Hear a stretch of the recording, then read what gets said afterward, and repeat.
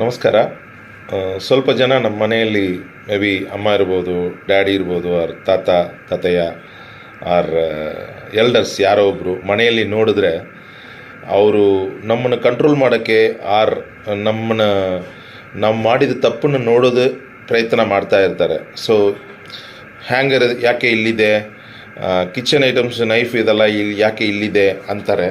ಮತ್ತು ಶೂಸ್ ಯಾಕೆ ಶೂಸ್ ಟಾಪಲ್ಲಿ ಇಲ್ಲ ಅಂತ, ಮತ್ತು ರಿಮೋಟ್ ಯಾಕೆ ಇಲ್ಲಿದೆ ಬೆಡ್ಡಲ್ಲಿದೆ ಅಂದ್ಬಿಟ್ಟು, ಯಾಕೆ ಬೆಡ್ರೂಮಲ್ಲಿ ಬೆಡ್ಶೀಟ್ ಮಡಿಸಿಲ್ಲ ಅಂತ ಆ ಥರ ಕೇಳ್ತಾ ಇರೋದವರು beach type people. So beach type people controlling ಎಲ್ಲರಿಗೂ ಎಲ್ಲ ಪ್ಲೇಸಲ್ಲಿ ತೊಂದರೆ ಕೊಡ್ತು ಪರ್ಫೆಕ್ಷನ್ ನೋಡ್ತು ಇರ್ತಾರೆ.